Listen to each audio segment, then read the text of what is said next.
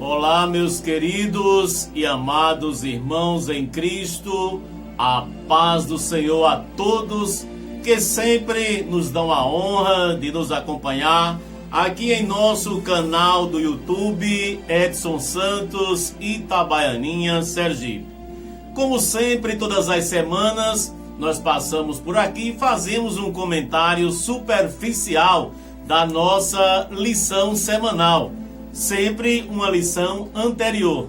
Vamos comentar hoje sobre a lição de número 6, lição que foi estudada pelas Assembleias de Deus e publicada pela Casa Publicadora das Assembleias de Deus, santificação comprometidos com a ética do Espírito. Primeira coisa que é bom a gente entender é o que é ética, não é? Conjunto de regras e preceitos de ordem valorativa e moral. E aqui o título já nos chama bastante atenção e muito comprometedor para todos nós. Comprometidos com a ética do Espírito. Não é nem com a nossa ética, é com a ética do Espírito. Veja que responsabilidade de cada um de nós. O texto áureo traz o seguinte, texto bíblico: segui a paz com todos e a santidade, sem a qual ninguém verá o Senhor. Se encontra essa passagem bíblica lá no livro aos Hebreus, no capítulo 12, o versículo 14. Segui a paz com todos, sem a qual ninguém verá o Senhor.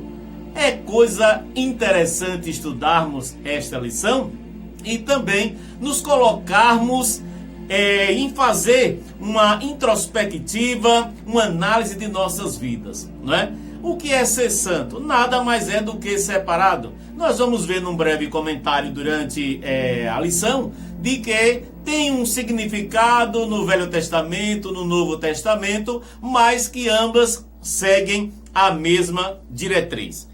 Já a verdade prática, ela diz o seguinte: santificação é especialidade do Espírito Santo. Óbvio, ela é instantânea. Agora, se tratando de nós, ela é instantânea e ao mesmo tempo ela é progressiva. Olha que bênção! Pois acompanha o crescimento espiritual do crente. Nós já vimos em algumas lições, e nesta também, o nosso querido e reverendo pastor comentarista, ele sempre utiliza muito a palavra crente. E eu faço questão também de repetir por diversas vezes. Pode ser que você que está me assistindo agora em nosso canal do YouTube seja a primeira vez. Crente nada mais é do que aqueles que creem, não é? Aqueles que são cristãos, não é? Que realmente creem em Jesus Cristo. E o que é crer? É obedecer, ou tentarmos, na verdade, não é? Obedecermos a palavra dele. Então, ela é instantânea, ou seja, quando você aceita Jesus, você já recebe o Espírito Santo. Lembra da primeira lição, de número 1 desse trimestre, onde aprendemos que o Espírito Santo, né, que faz parte do Deus Trino, Deus Pai, Deus Filho, Deus Espírito Santo, ele é o primeiro a ter o contato, né, com o pecador, convencê-lo, e também acompanha o nosso crescimento espiritual, como diz a verdade prática. Vamos diretamente ao nosso comentário. Diz a introdução: Deus é absolutamente santo. Sua santidade é infinita e inigualável. Ele é santo em si mesmo, em sua aparência e natureza. Sua vontade é que os crentes, olha aí mais uma vez, aqueles que creem, reflitam esse caráter de santificação no seu modo de vida. O que é refletir? Um espelho, quando você se coloca diante dele, está refletindo a sua imagem, né? Eu estou diante das câmeras agora e está refletindo a minha imagem. Não é verdade? O espelho é a mesma coisa. Então, diz aqui, sua vontade é que aqueles que creem, aqueles que são crentes, reflitam esse caráter, não é? No seu modo de vida. Que responsabilidade. Às vezes tão fácil de falarmos, não é? Mas na prática, mas com a ajuda dele, com certeza. Lembre-se, nós somos falhos, mas estamos a caminho da perfeição. Porque perfeito somente nosso Senhor e Salvador Jesus Cristo, Deus Pai e Deus Espírito Santo. Pois bem, vamos estudar então o que é ser santo e a necessidade de se ter uma vida santa. A necessidade de se ter uma vida santa. Não é por favor não, é necessidade, não é? A santidade de Deus se originou nele mesmo. Ela quem? A santidade é a plenitude gloriosa de sua excelência moral. Essa verdade é revelada no Antigo Testamento. Deus exige santidade do seu povo, porque ele é santo. Os antigos hebreus levavam a santidade a sério. Não sei por que Deus usou o seu servo e colocou essa mensagem, mas nos vem uma pergunta. Quando ele diz aqui, os antigos hebreus levavam a santidade a sério, nos vem uma pergunta. Será que hoje, eu, a começar de mim, você que está me assistindo, levamos a sério a santidade para com o Senhor? Santidade é ser separado de tudo aquilo que não agrada ao Espírito Santo de Deus, a Jesus Cristo. E nós somos seres humanos, racionais, não é? Não somos como os animais irracionais, somos racionais, ou seja, temos raciocínio próprio. Mesmo aqueles que não são católicos, evangélicos, espíritas, seja lá qualquer religião, qualquer credo, seja até um ateu, mas ele sabe o que é certo e o que é errado. Não é verdade? Então será que nós estamos levando a sério também o quesito santidade diante de Deus? Pois bem, aí vem o tópico 1, a santidade. A ideia predominante de santidade, ou santidade no Antigo Testamento, é de separação. Tá vendo o que falamos? Tanto de pessoas como de lugares e coisas para o serviço sagrado. Ou seja, nós vamos ver o que é santidade e também o que é aquilo que é consagrado, não é? Separar daquilo que é incomum ou imundo, para fazer diferença entre o santo e o profano, entre o imundo e o limpo. Isto é santidade. É algo que está separado do imundo, do que é sujo, daquilo que é contra a vontade de Deus. E que nós sabemos. E quantas vezes eu pratiquei, ou você, ou às vezes até, sem querer, acabamos também pecando, porque pecamos todos os dias. Não é porque estamos frequentando uma denominação, porque estamos frequentando um meio cristão, que isso nos deixa isento absolutamente de pecar. De forma alguma. De forma alguma. Agora existem as diferenças que nós vamos ver lá na frente, se Deus quiser, com relação a este assunto. Pois bem, voltando à lição. O profano é alguém que se mostra indiferente no que diz respeito ao sagrado. Quantas pessoas se mostram indiferentes ao que se diz respeito ao sagrado? Não respeita até a sua própria religião.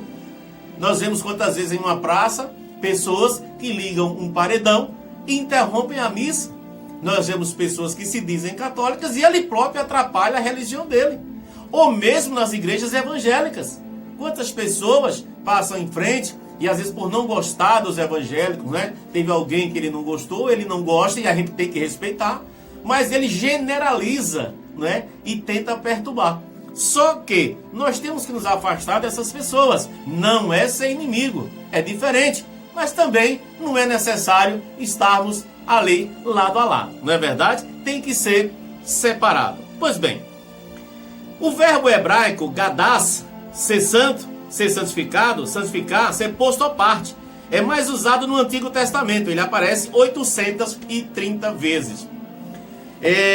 Deixa eu ver aqui, incluindo os derivados, e cuja ideia, no total, gente, central, é separar o uso comum para o serviço de Deus. Ou seja, não somente objetos, mas a sua vida, a minha vida, separar também, porque a Bíblia diz: buscar primeiro o reino de Deus e toda a sua justiça, e todas as outras coisas vos serão acrescentadas. Mas normalmente, nós queremos inverter a coisa, trabalhar do modo inverso. Primeiro lugar, os serviços. Primeiro lugar, dar atenção ao filho. Primeiro lugar, dar atenção ao papai e à mamãe. Primeiro lugar, comparecer à audiência. Primeiro lugar, ir ao médico. Se sobra tempo, eu vou à igreja.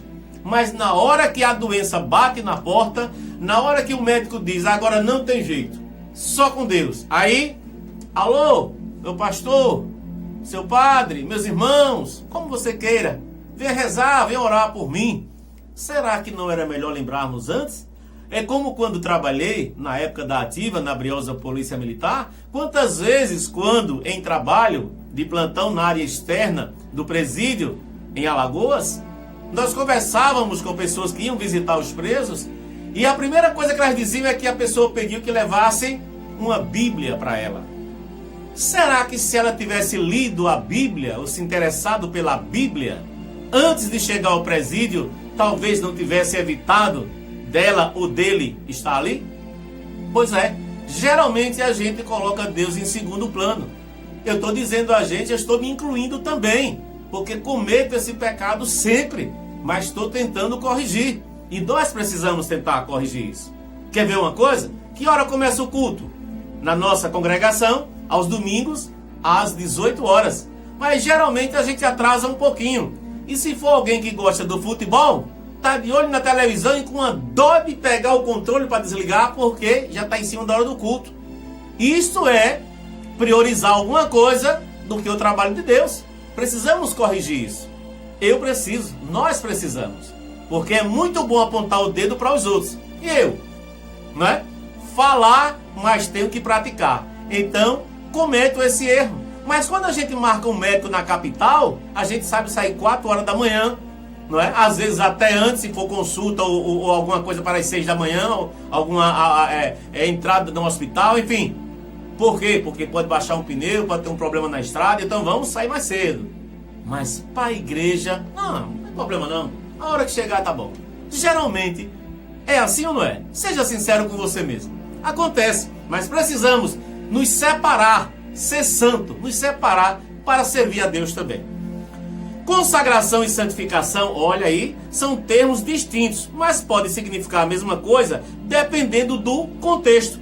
Que façam vestes a Arão, ele deu um exemplo aqui, o nosso pastor, que façam vestes a Arão para santificá-lo. Ou seja, era uma veste específica para aquele homem de Deus que ia trabalhar como sacerdote, que ia entrar no santo dos santos, não é?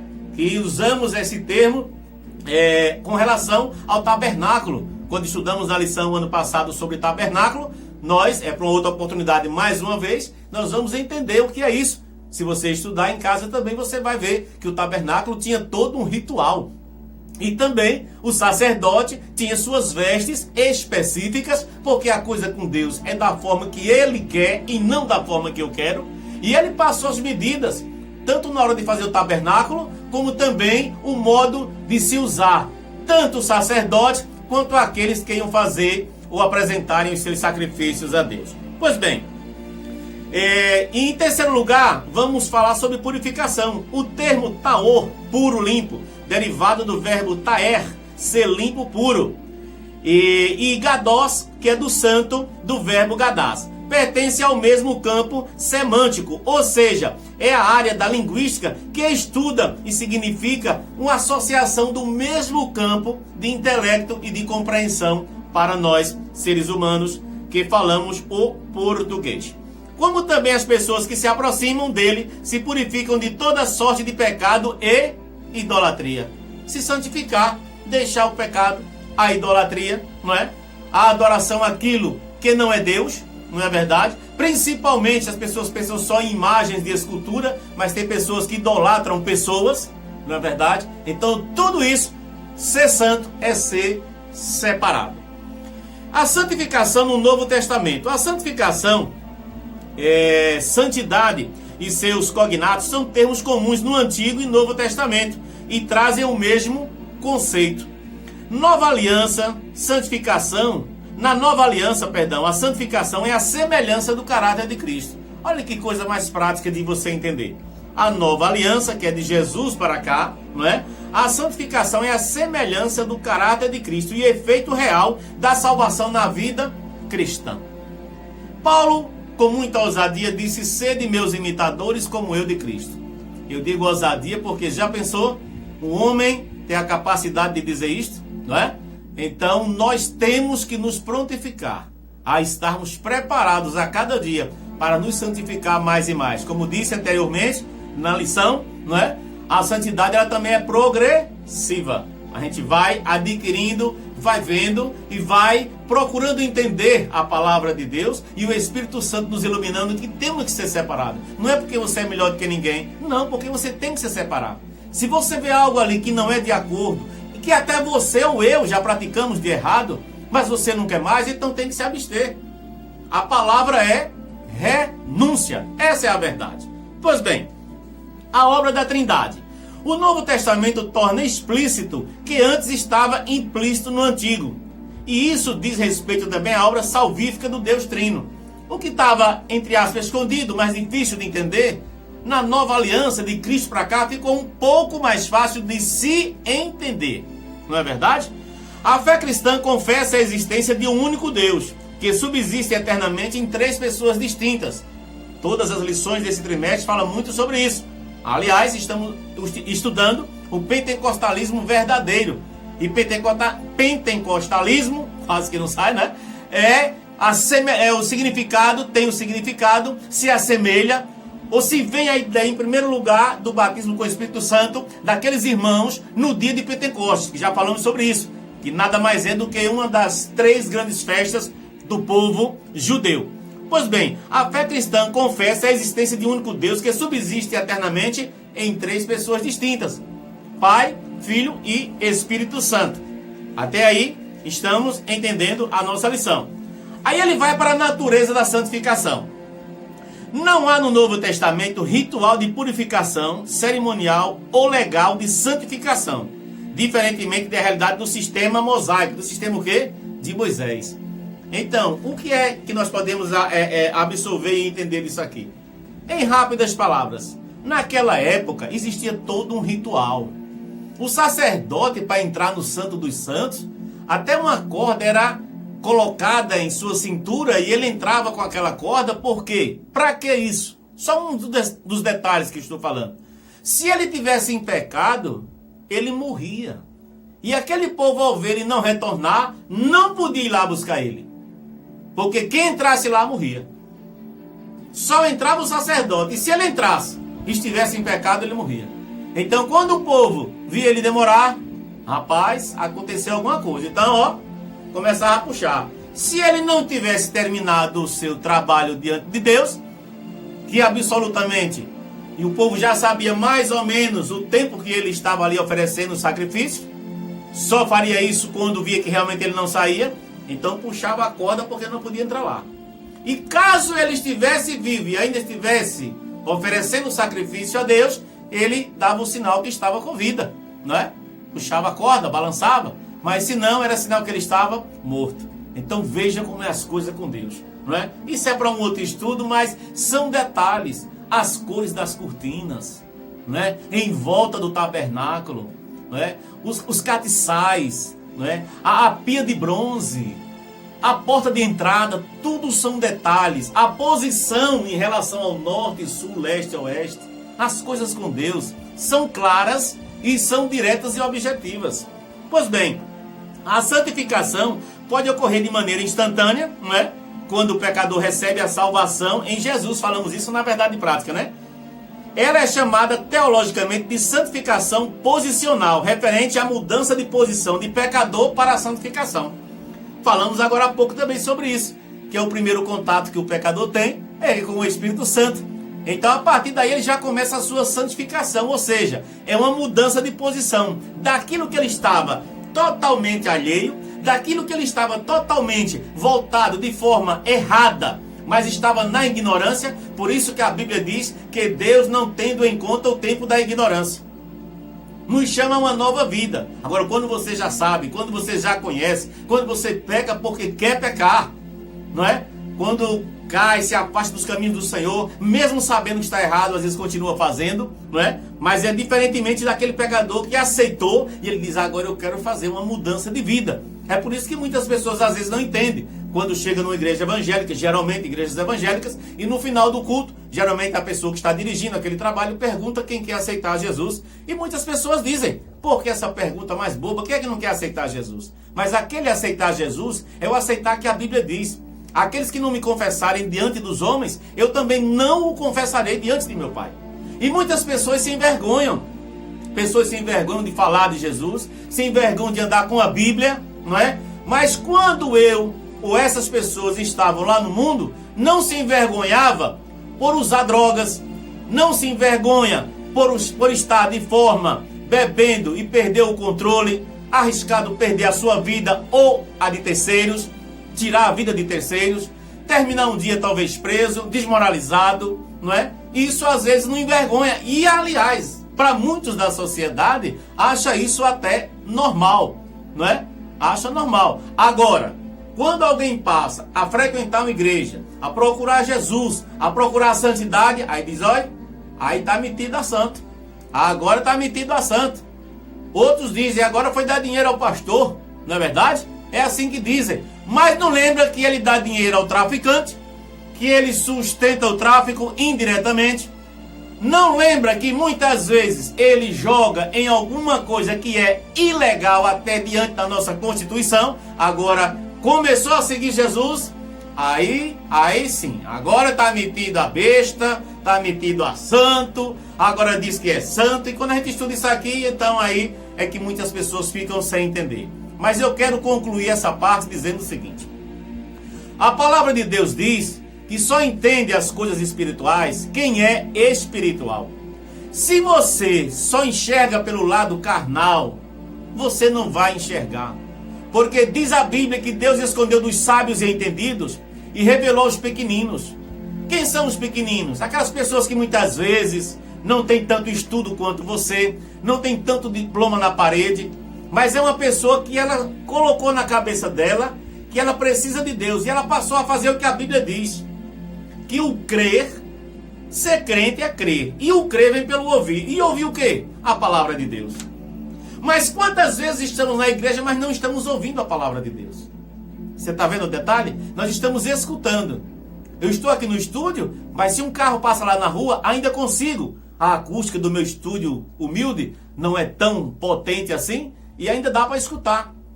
Mas se alguém falar, pode ser que dê para escutar, mas não dá para ouvir, ou seja, entender o que está acontecendo. É isso que muitas vezes nós fazemos na igreja. Nós, que eu digo, estou incluindo, primeiro a mim. Estamos na igreja mais preocupados com o cheque para cobrir, com a fatura para pagar, com os problemas para resolver, que essa terra tudo é passageiro, que não sabemos nem se amanhã estamos vivos. Aliás, nem se à noite estamos vivos, não é verdade? Então, esse é o detalhe da santificação, é buscar se aproximar de Deus e se separar daquilo que não agrada a Deus. Pronto, fiz um resumo, não é verdade? A santificação, uma necessidade. Por que a santificação é uma necessidade? A nova vida em Cristo é um novo nascimento. Lembra daquele homem sábio que procurou Jesus de noite com vergonha? E Jesus disse a ele, Nicodemos, necessário é que você nasça de novo. E a Bíblia diz que ele era um homem inteligente, sábio, não é? Mas, no entanto, como pode, Senhor, eu voltar ao ventre da minha mãe e nascer de novo? Você está vendo como é que o pecado cega o entendimento? Como pode eu, um homem já velho, voltar ao ventre da minha mãe e nascer de novo? E Jesus disse, não estou falando desse nascimento, mas estou falando do nascimento da água e do Espírito. E o que é que faz o homem não ver por esse lado? É porque ele está, entre aspas, deficiente visual e espiritualmente falando. Então a nova vida em Cristo é um novo nascimento. Ao nascer, a criança continua o seu crescimento físico e mental. E isso se aplica também à vida espiritual. Pois é, mas onde é que a gente busca essa sabedoria? Primeiramente, na palavra de Deus. Segundo, indo à igreja. Indo à igreja. Tem muita gente, não, eu sirvo em casa mesmo. Deus está presente em casa. Tá, sim, senhor. Tá. Mas é ouvindo a palavra de Deus que nós aprendemos e cremos mais.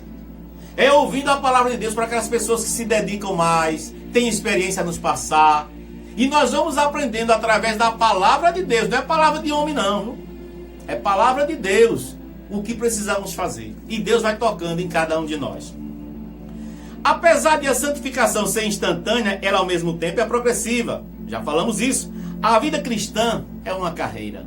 Olha que coisa linda que esse pastor usou esse termo, né? Bonito. É uma carreira. Por quê? É uma carreira que você tem que correr como aqueles corredores de maratona. Não se preocupe em sair na frente, não. Você já viu isso? Uma maratona, geralmente 40, 50 quilômetros, ou até mais, não é? Aquele corredor profissional, ele não dispara na frente na hora que é disparado aquele tiro para que seja iniciada a corrida, não é? Aquele tiro de festim, para que todos possam começar a iniciar a corrida, é o sinal. Pá! Ele não sai disparado, já viu que não sai? Ó, tranquilão lá, mas ele está preparado, ele se preparou talvez até um ano todo, ou mais de um ano, preparado, com técnico, com alguém, com nutricionista, enfim, ele está preparado. Assim a vida cristã é uma carreira. E aquele que sai disparado, que não tem noção, eu que nunca fui para uma corrida, né? Chega lá só para mostrar que eu passo na frente do cara que é profissional, aí saio feito um louco. Não ando 200 metros. Que? Tadinho de Edson Santos. Já ficou para trás.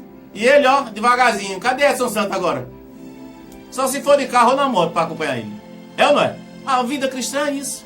Quantos saem disparado e já se acha melhor do que todo mundo, e deixou de beber, já não fala com ninguém, já não entra no bar para cumprimentar o amigo, já não fala com aquele que fuma, né? Se sente o melhor de todos. Mas não é isso que a Bíblia ensina. Ela ensina a ser separado, mas não é necessariamente você deixar de cumprimentar as pessoas, não é? É claro que na vida nem sempre agradamos a todos, até porque Jesus nunca agradou a todo mundo, não é? Até hoje. Quando chove, alguém diz, rapaz, devia fazer uma estiadazinha, né?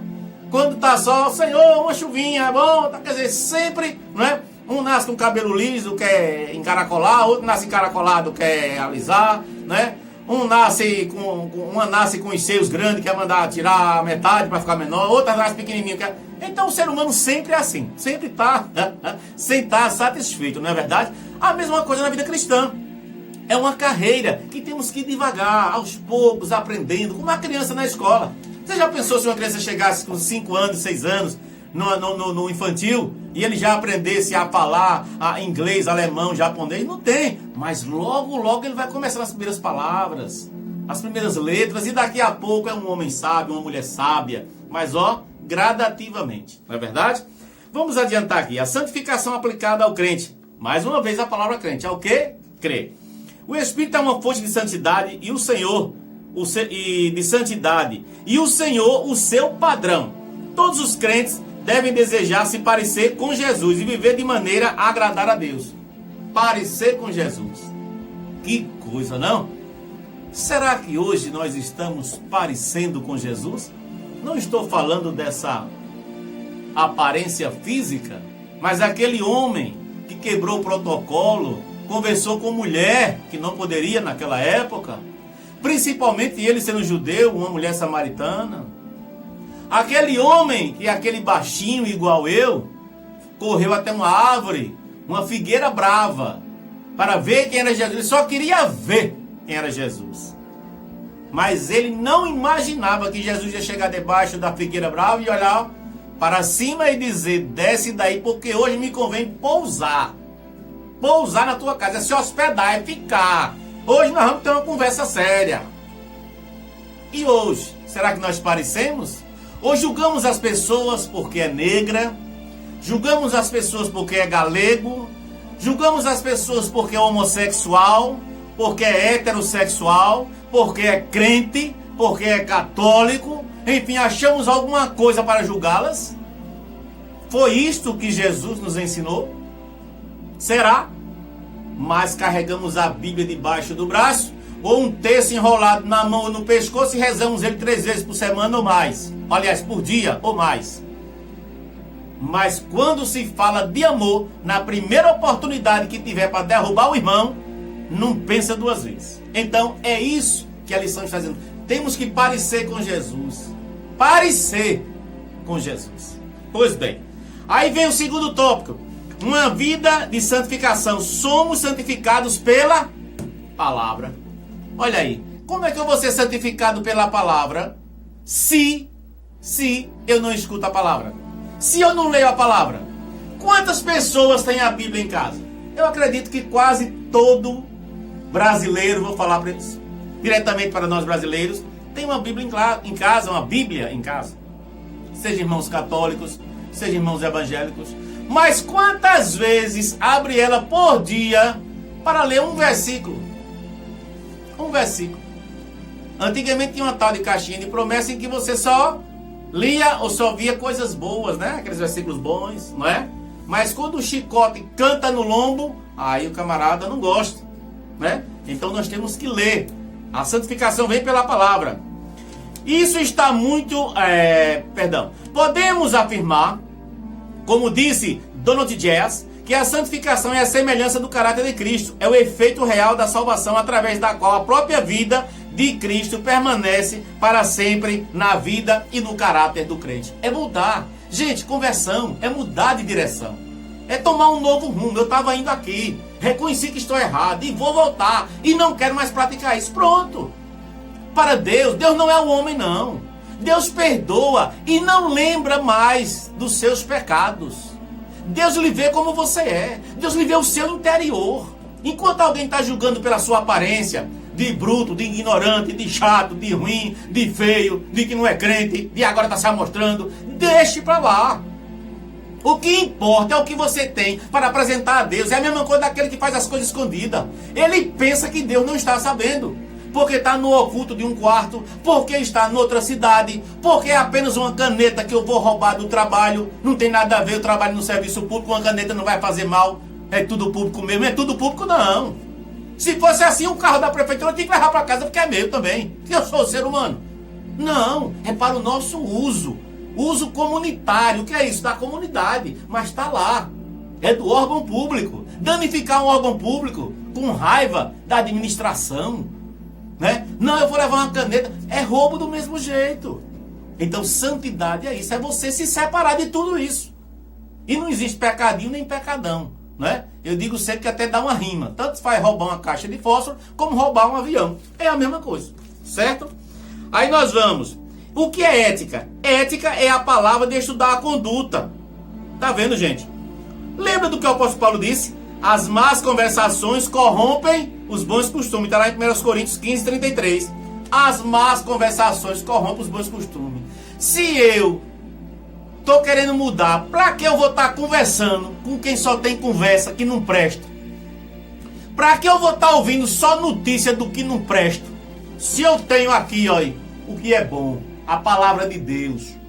Um livro, único livro do mundo, que fechado é um livro qualquer. Aberto é a boca de Deus falando para mim e para você. Se eu tenho tanta coisa boa aqui para estudar, para que eu vou estar com pessoas de má conversação? Como disse o apóstolo Paulo aqui. Lembra de Davi, quando escreveu o Salmo de número 1?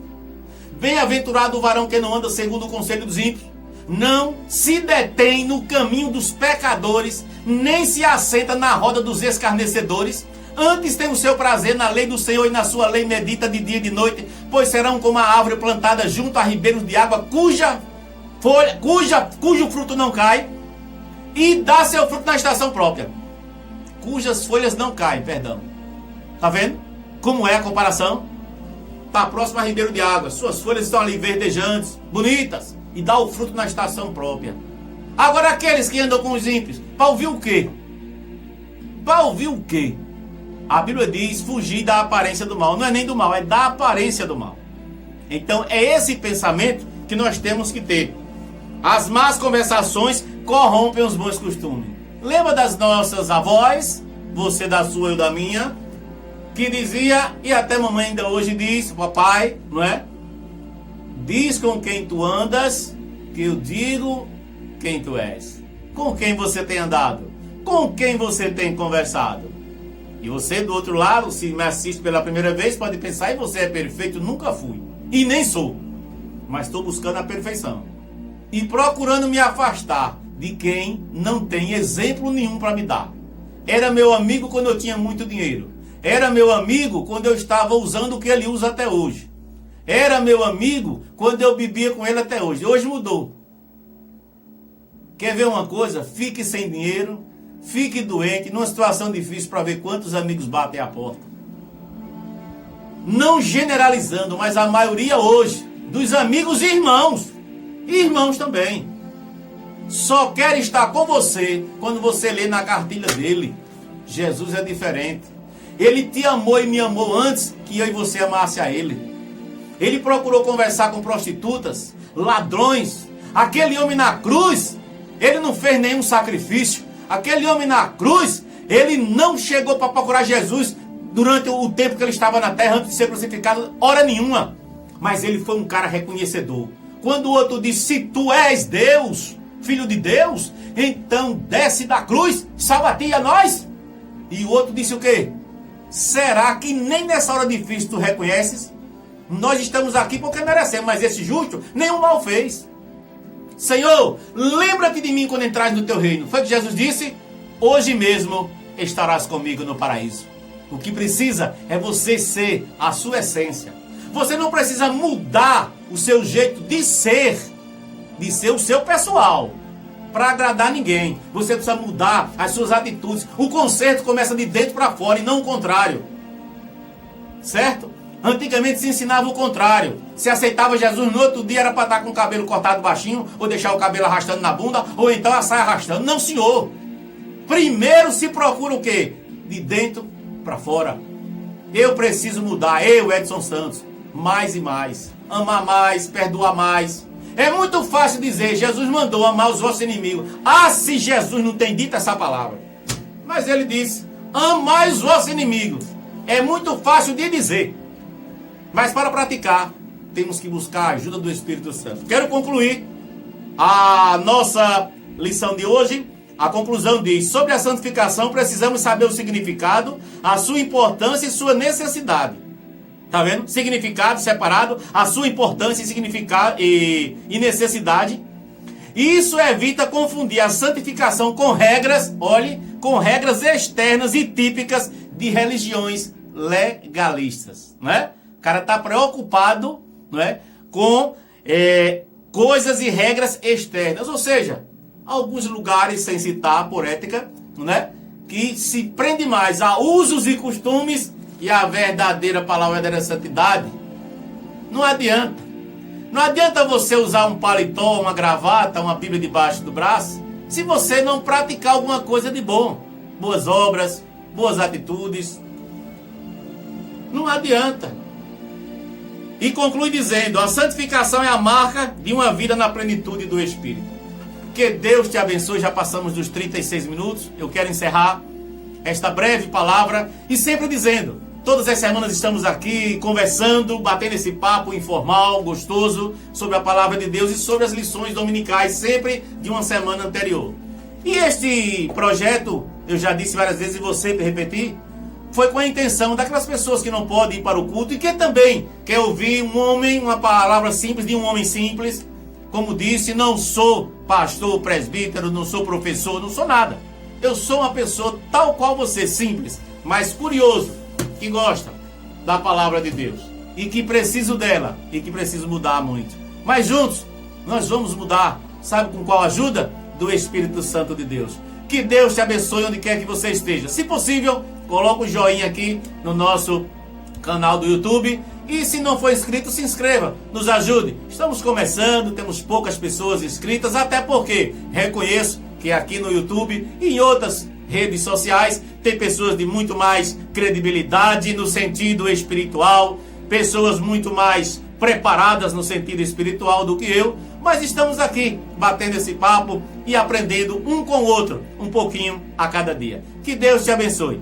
Se você ainda não decidiu em entregar a sua vida para Jesus, que nada mais é do que realmente dar o controle da sua vida para Ele e dar primazia, prioridade, primeiro lugar a Deus, eu peço a você, visite uma igreja mais perto de sua casa, de preferência que essa igreja obedeça a palavra de Deus, as regras que tem aqui, e seja uma pessoa feliz. Que Deus te abençoe, saúde e paz para você e sua família. Nós estamos todas as semanas na congregação da Assembleia de Deus do bairro Paraíso, aqui no município de Itabaianinha, estado de Sergipe. Temos a nossa sede aqui na rua Geru 283. O nosso pastor, presidente do campo, pastor Jorge Alves Anunciação. O nosso dirigente da congregação Paraíso é o presbítero Roberto e também o evangelista Nelson. Estamos aguardando por você também. Nos faça uma visita. É uma congregação simples, poucas pessoas, mas a palavra de Deus diz, onde estiver 2 ou 3 reunidos em meu nome, eu estou no meio deles. Que Deus te abençoe mais uma vez. Muito obrigado e até a próxima semana. Se Deus quiser, nós vamos falar cultuando a Deus com liberdade e reverência. Olha que lição. Cultuando a Deus com liberdade e reverência. Duas coisas totalmente distintas, mas que temos que fazer. Deus te abençoe. Um abraço do amigo e irmão Edson Santos.